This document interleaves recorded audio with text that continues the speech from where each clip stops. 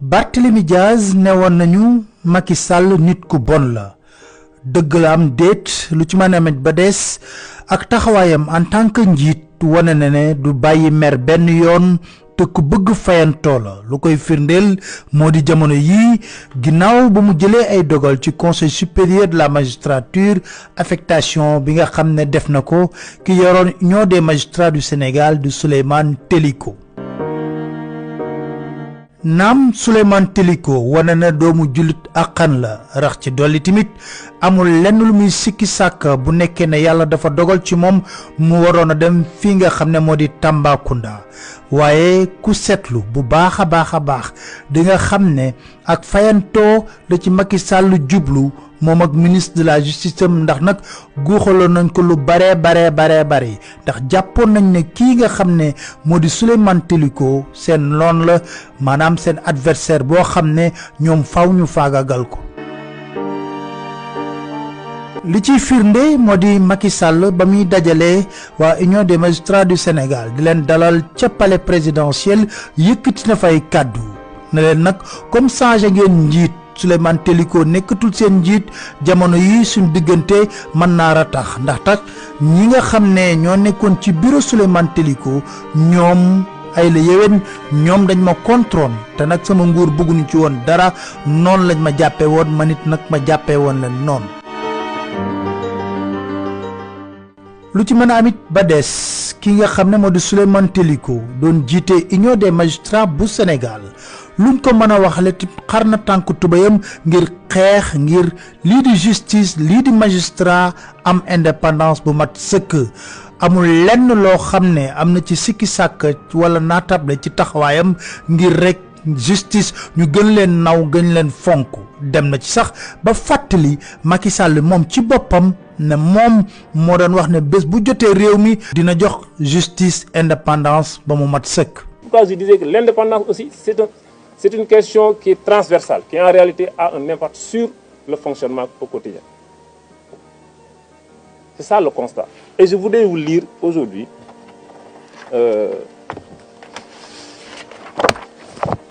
la page, je crois que c'est 134. Pour ceux qui ont l'ouvrage, l'indépendance de la justice, les actes du colloque. Parce que là aussi nous avons tenu à rédiger cet ouvrage-là pour que justement ces réformes ne puissent pas être oubliées. Alors, le professeur Babacar Gueye, voilà ce qu'il rappelait dans la communication qu'il avait faite lors de ce colloque. Il disait, je cite, cette exigence de l'indépendance avait été perçue en 2012 par l'actuel président de la République, qui en avait fait un des points de son programme de campagne appelé Macky 2012, sur les réformes institutionnelles. Il avait établi un diagnostic saisissant de la situation et identifié des voies de solution en ces termes. Et là, il cite, entre guillemets, le programme de Macky 2012. Il dit « mis sous la tutelle du pouvoir exécutif, instrumentalisé par ce dernier et insuffisamment doté en ressources humaines et matérielles. Le pouvoir judiciaire n'est pas toujours en mesure d'assurer pleinement ses missions dans l'impartialité et l'indépendance. Mettre fin à cet état de fait exige de renforcer l'indépendance du Conseil supérieur de la magistrature par sa composition, son organisation et par son fonctionnement. » Fin de citation. Voilà le diagnostic qui a été fait à l'époque. Et depuis lors, rien n'a changé.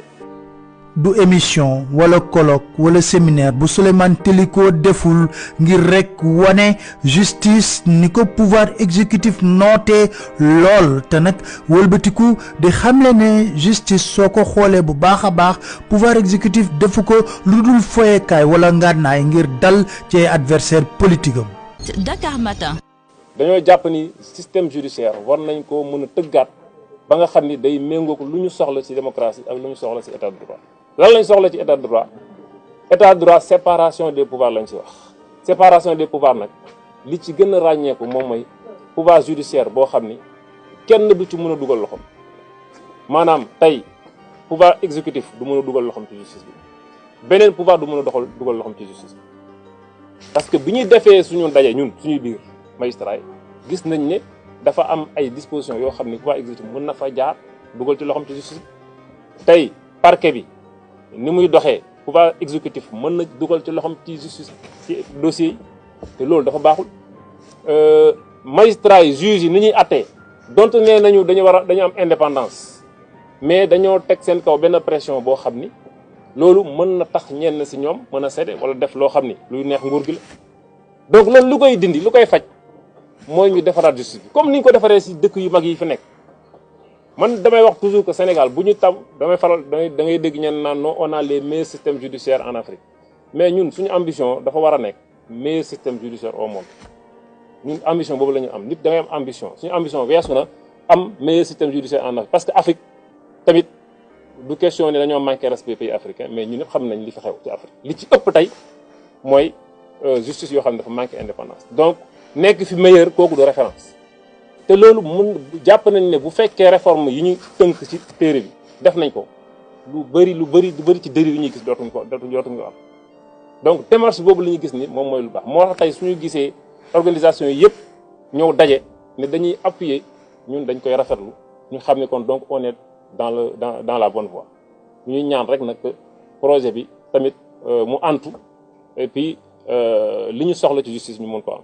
Dakar Matin. fulla ji ak fayda ji mat na lool ci Souleymane Teliko ndaxte nag moom saa bu waree yëkkati kàddu ci mbir yoo xam ne askan wi yëpp daf leen ëlëm ba jaaxal leen dina ko def te ñu mu gën a dëggoo ñu mu gën a wéree ci mbiru Khalifa Ababacar Sall ba mu gisee ne nguurug Sénégal saa buñ ko yóbboo ci juridiction internationale nu daal di koy daan yu métti yëkkit na kàddu wax gis-gisam. Oui, c'est un commentaire parce que moi je n'entre pas dans les jugements de valeur. Je m'en tiens au fait. Et le fait, effectivement, c'est que la Cour de justice de la CEDEAO a effectivement considéré que dans l'affaire Khalifa Sall, par exemple, il y avait eu une violation d'un des principes qui garantissent un processus équitable, c'est notamment la présomption d'innocence. Et je crois qu'il y a un autre principe également, c'est les droits de la défense. Ça, il faut le regretter. Moi, je le regrette franchement parce que j'estime que nous avons toutes les ressources humaines de qualité qui ont été bien formées et qu'ils peuvent nous épargner ce genre de déconvenue parce que c'est clairement une déconvenue pour la justice sénégalaise. C'est quelque chose que je regrette, mais c'est un constat qu'on fait. Sur Karim Wade? Sur Karim Wade, il y a eu moins de problèmes sur Karim Wade. Je pense que la question juridique qui s'était posée vraiment, c'est surtout sur l'affaire Khalifa Sall. Là, effectivement, moi je peux considérer que la Cour de justice de la CEDEAO avait raison, et qu'effectivement, il y avait d'une part une violation de la présomption d'innocence, et d'autre part, il y avait également une violation des droits de la défense par la justice sénégalaise. Ça, c'est clair. waaye mu mel ni ne état bu Sénégal du gàcce ci ñoom saa bu ñu génnee bitim réew ñu gañe leen ci ay procès yoo xam ne procès politique la di gàkkal deru magistrature bu Sénégal. ci wàllu parrainage bi nga xam ne Macky Sall daf ko tegoon ngir éliminer ay adversaires politiques moom mii di magistrat yëkkati woon na ci ay kàddu ne mënuñoo bañ a am ay sikki sàkk waaye li ci am solo rek mooy bu ñu demee ba ci njombaxtal la def li nga xam ne moo di bilan bi. mais ci diggante kii di Souleymane Teliko ak Macky Sall li gën a naqadi Macky Sall te du ko mën a baal benn yoon kii nga xam ne moo di Souleymane Teliko moo di kaddu yi mu yëkkati woon bés ba ñuy voté ca élection présidentielle ya Boun Abdallah Dionne fàqee ca làng ga génn ne fi mu nekk nii kii di candidat Macky Sall gagné na lu toll ci 57%. Après compilation des résultats, nous pouvons dire aujourd'hui, pour nous en féliciter, que notre candidat, le président Macky Sall, a obtenu,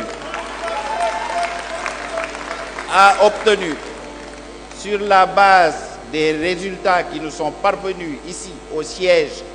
de la grande coalition présidentielle, les résultats compilés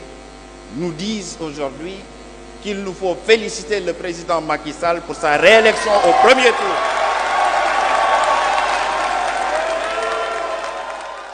Souleymane Teliko am fullaam ak faydaam taxaw ne moom moo jiite Union des magistrats du Sénégal te nag lii dëgg ba nekk dëgg méngoo ak yoon moo di benn kuréel rek moo mën a joxe ay résultats di commission nationale de recensement des votes keneen ku mën a joxe résultat mën nañoo wax ne résultat yooyu tegoo ko fenn ca booba Macky Sall ma nga tëj woon ca biir néegam ak benn journaliste RFI di waaje sar xolle di wax ngañaayam loolu nag métti woon ko lool.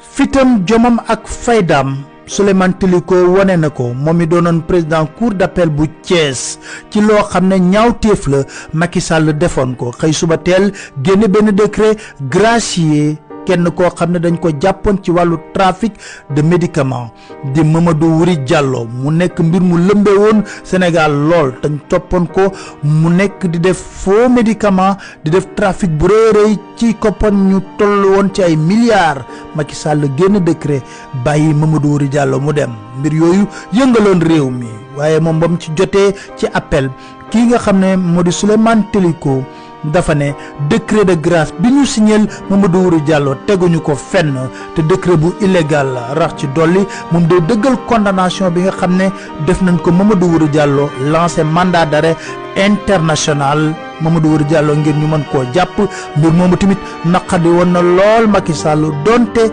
ordre des pharmaciens daf ko rafetlu. am na lancé nañ ko un mandat d'arrêt international ça veut dire que donc juge yi aussi ñu ngi ci seen logique pour que effectivement mbir mi dox yoon parce que boo xoolee gravité bi mu am donc jàpp naa ne aussi ñun ñëpp ñoo ko war a rayante loolu dafay wane ni li yoon en tout cas man démb laa gën a am jàngat ci wàllu yoon ak ci wàllu exécutif président gracier na mais amul lu mu def ci jugement bi parce que dem nañu lancer mandat d'arrêt international mais loolu moo war a dox je pense que bu demee rek bu amee tàqalikoo rek léegi affaire bi jaar yoon quoi. Souleymane Téliko président Union des magistrats du Sénégal bay na waaram tamit ngir défendre ñi nga xam ne ñoo di ay naataangoom di ay magistrats bu ci mujj moo di mbiru Ngor Diop mi nga xam ne juge la woon nekk président intérim tribunal instance bu Podor moom ca boppam nag dafa am benn sëriñ bu fa nekkoon mu jàppalu ko ministre de la justice Malick Sall ne ko faw nga bàyyi sëriñ boobule mu ne du ko bàyyi Malick Sall jël dogal mite ko cour d'appel bu Thiès. Union des magistrats bu Sénégal nag ànd ak Ngor Diop ci xeex boobule ngir rek ñu delloowaat ko fa mu nekkoon waaye ministre bi ci boppam lànk na du delluwaat ci mbir moomule.